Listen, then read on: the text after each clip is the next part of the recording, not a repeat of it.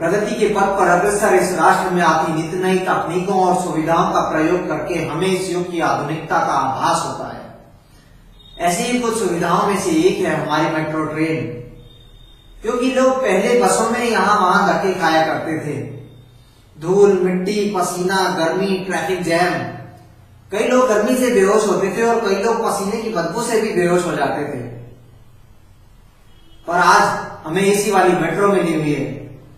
Metro से यहां से वहां जाने में वक्त भी नहीं लगता और गर्मी भी नहीं लगती क्योंकि एसी चल रहा होता है, और सर्दियों में ठंड भी नहीं लगती क्योंकि भीड़ इतनी होती है।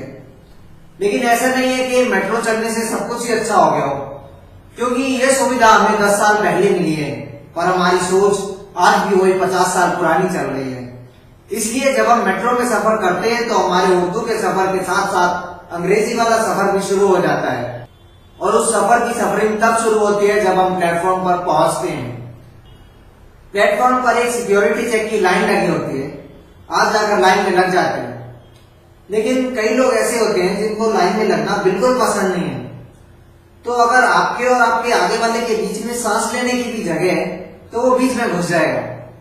फिर आप उसको बोलोगे भाई साहब लाइन में आ जाओ, तो या तो वो आपकी बात सुनेगा ही नहीं क्योंकि फोन पर बिजी होगा, और अगर सुन भी ली तो ऐसे एहसान मानकर लाइन में आएगा कि ले लग गया लाइन में, तू जीले अपनी जिंदगी। और जब लग जाएगा लाइन में तो 15 सेकंड से ज्यादा सीधा खड़ा नहीं रहेगा, वो ऐसे ऐसे ऐसे झूलता रहेगा उल्टे पेंडुलम की तरह। मतलब वो ऐसे लोग होते हैं कि हम जहां खड़े हो जाते हैं लाइन की वहीं से ऐसी तैसी शुरू हो जाती है, ऐसे लोग होते हैं। उसके बाद वो बैग स्कैन करने वाली मशीन होती है, लोग उसमें बैग डालते हैं, तो एक बंदा बैग डालेगा, उसके ऊपर दूसरा तीसरा लोग बैग फेंकते जाएंगे। ये नहीं कि एक बैग अंदर डाला उसके बाद दूसरा डाले, एक के ऊपर एक फेंकते जाएंगे। कई बार तो ऐसा लगता है कि 2 बैग अंदर गए, अंदर से तीसरा बाहर ना निकल आए। उसके बाद वो टोकन लगाने वाली मशीन होती है, वहां भी लोग भागा दौड़ी मचाते हैं। मुझे याद है पहले दिन जब मेट्रो चली थी शहर में, लोगों में इतना क्रेज था मेट्रो में घूमने का, तो इतनी भीड़ हो गई कि संभालना मुश्किल हो गया। लोगों ने टोकन डाले ही नहीं उस मशीन में, लोग घर ले गए। फिर उनके बच्चे उनसे कैरम खेल रहे हैं, ये गई रिठाला वाली, ये गई जाट गार्डन वाली, ये गई कश्मीरी गेट वाली, ये हाल था। उसके बाद लिफ्ट की बारी आती है, तो लिफ्ट में लोग लिफ्ट की कैपेसिटी के हिसाब से नहीं चढ़ते, लिफ्ट में कितने पैर रखने की जगह है उसके हिसाब से चढ़ते हैं। फिर वो ओवरलोड वाला बीप बच जाता है। फिर एक दूसरे की शक्ल देखते कि कौन उतरे, तो उतरना तो उसको चाहिए जो सबसे आखिर में आए, लेकिन अक्सर वो सबसे पीछे जाकर फोन पर बिजी हो जाता है। तो ऐसे बंदे की जब तक बेइज्जती ना करो ना अच्छे से, तब तक वो हिलता नहीं वहां से। पर कुछ लोग परोपकारी होते हैं, वो गेट के पास ही खड़े होते हैं, तो वो खुद ही उतर जाते हैं। फिर आप स्टेशन पर पहुंचते हो, तो स्टेशन पर कुछ लोग ऐसे होते हैं जिन्हें ट्रेन की सुनी सुनी पटरियां देखकर दुख होता है, तो वो लोग अपने पास से वो पानी की बोतलें, चिप्स के पैकेट, पान की पीक बिना मांगे खर्च कर देते हैं पटरियों की सजावट पर, और बदले में कुछ मांगते भी नहीं। शायद पटरियों को मन मन में बोलते हो कि दुआ में याद रखना। कई लोग ऐसे होते हैं जो झुक झुक कर देखते हैं ऐसे ट्रेन को, कि ट्रेन पटरी से ही आएगी या एस्केलेटर से चढ़ के आएगी, या किसी और गली में तो नहीं मुड़ गई। तो वहां पर एक पीली रेखा बनी होती है और लिखा होता है सब जगह कि पीली रेखा से पीछे रहें। अनाउंस भी होता है लाउड स्पीकर पर किसी को कोई परवाह नहीं, सबको आगे खड़े होना है, जैसे ओबामा ने आके इनसे हाथ मिलाना। ओए, my name is Khan, going to Jhandewala. ऐसे करते हैं। फिर जब ट्रेन आती हुई दिख जाती है तो कुछ इंटेलिजेंट लोग होते हैं, वो ऐसे हाथ दे के रोकते हैं ट्रेन को, जैसे ऑटो वाले को हाथ दे रहे हो, या फिर ड्राइवर नया और उसको पता ना हो कि यही स्टेशन है और यहीं पे गाड़ी रोकनी है। फिर जब गाड़ी रुक जाती है तो गाड़ी में बेइंतहा भीड़ देखकर आपके हौसले तो वैसे ही पस्त हो जाते हैं कि आप अंदर घुसोगे कैसे। लेकिन लोग यहाँ पर इतने परोपकारी होते हैं कि आप बस बीच में खड़े हो जाओ, तो जैसे बाढ़ के पानी में पेड़ बहते हुए चले जाते हैं ना, तो ऐसे आप कब अंदर पहुंच जाओगे ट्रेन के आपको पता भी नहीं चलेगा। चमत्कार होते हैं। फिर जब आप अंदर पहुंच जाते हो, कुछ लोग और आते हैं पीछे से, तो ट्रेन पूरी भर चुकी होती है, वो घुस नहीं पाते। पीछे से गार्ड आता है, वो ठूसता है लोगों को अंदर। जैसे पुराने जमाने की राइफल होती थी ना, तो उसमें सीख से बारूद ठूसा जाता था, ऐसे वो ठूसता है अंदर लोगों को। फिर गेट बंद हो रहे होते हैं तो और लोग भाग के आते हैं पीछे से, वो बंद होते हुए गेट में भी घुसने की कोशिश करते हैं। एक बार मैंने देखा, एक लड़का भागता हुआ आया, गेट बंद हो रहा था, उसने भागते भागते आया और टांग अड़ा दी बीच में ऐसे कि मैं लेट हो रहा हूं तो क्या हुआ, मेरी टांग तो पहुंच जाए टाइम से, तो आप इसे ले जाओ, मैं पिछली वाली गाड़ी से आ जाऊंगा। ऐसे करते हैं लोग। फिर जब आप अंदर पहुंच गए तो अंदर इतनी भीड़ होती है कि हैंडल पकड़ने की तो जरूरत ही नहीं होती आपको, क्योंकि भीड़ इतनी है कि खड़े होने की जगह में आप गिरोगे कहां। फिर जो लोग सबसे आगे खड़े होते हैं वो दरवाजे पर अपने पंजे साफ देते हैं, या फिर अपना सिर टिका देंगे शीशे पर, और सिर्फ टिकाएंगे नहीं, उससे हेड मसाज भी करेंगे ऐसे ऐसे। तो मतलब इतने सारे ब्रांड्स का हेयर ऑयल लगता है शीशे पर, उससे ऐसी रेसिपी बनती है कि बाहर का दिखना तो बंद हो जाता है।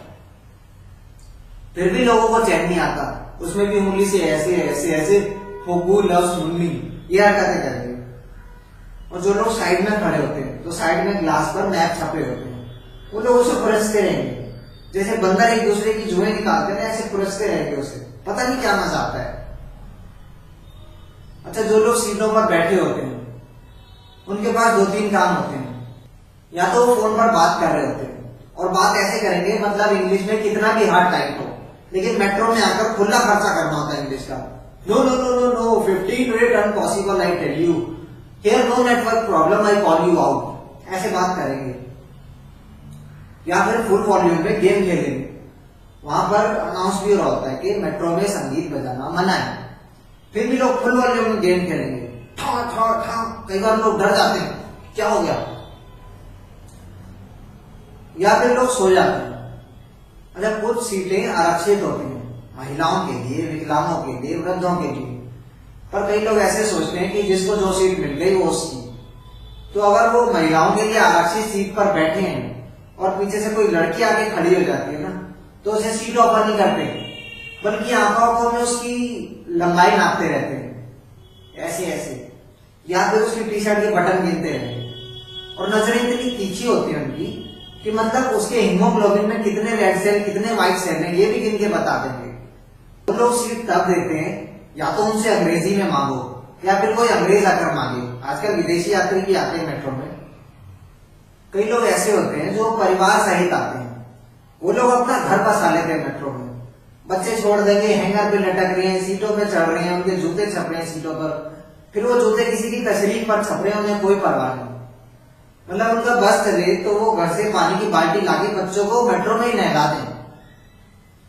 तो कई लोग ऐसे होते हैं जो फर्श पर बैठ जाते हैं, वहां पे अनाउंस होता है कि फर्श पर बैठना मना है, फिर भी वो फर्श पर बैठ जाते हैं। और ऐसा भी नहीं कि वो गंवार हो, उन्हें कुछ समझ ना आ रहा हो। कॉलेज के स्टूडेंट्स भी देखे मैंने, फर्श पर बैठ जाएंगे 5-6 लोग और जेब से फोन निकाल के सारे एफबी का स्टेटस चेक कर रहे होते हैं अपना। फिर वो किसी को रास्ता भी नहीं देते, तो जब तक उनके मुंह के पास से कोई जूता नहीं गुजरता ना, तब तक किसी को नहीं रास्ता देंगे, वहां से हटेंगे नहीं। फिर जब उतरने की बारी आती है तो उतरने में भी बहुत मशक्कत लगती है, क्योंकि गेट के पास बहुत लोग खड़े होते हैं और वो रास्ता नहीं देते किसी को।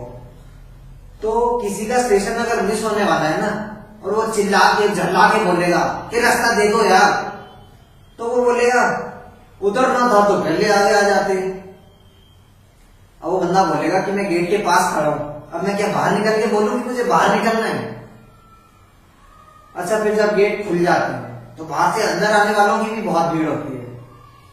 तो वो लोग ये नहीं सोचते कि अंदर से पहले बाहर निकल लेंगे, लोगों को जगह मिल जाए फिर अंदर घुसेंगे। अंदर घुसना होता है पहले, तो रग्बी मैच जैसा शुरू हो जाता है। मतलब कई बार तो दिल ऐसा करता है कि हाथ में लहसुन की चटनी मान लो और फिर बाहर निकलो, क्या पाओ। फिर जब आप बाहर निकलते हैं तो कई स्टेशन ऐसे होते हैं जैसे जहां पे बहुत सारे प्लेटफॉर्म बने होते हैं, मतलब वहां ट्रेन चेंज करने की सुविधा होती है। तो अगर 5-6 स्टेशन पे एक साथ ट्रेन आ जाए और सबके दरवाजे खुल जाए तो इतनी भीड़ हो जाती है स्टेशन पर, ऐसा लगता है जैसे शहर खाली करवा रहे हैं। और ऊपर से देखो तो ऐसा सीन दिख रहा है जैसे पुरानी हिंदी फिल्मों में होता था ना, वो 2 भाई रेलवे स्टेशन पर आते हैं और बिछड़ जाते हैं। उसके बाद जब आप स्टेशन मतलब प्लेटफॉर्म से बाहर निकलते हो तो ऑटो वाले, रिक्शा वाले आपको इतनी शिद्दत से बुलाते हैं, आपको ऐसा लगता है किसी इंटरनेशनल फ्लाइट से उतरे और आपको कोई रिसीव करने आया है।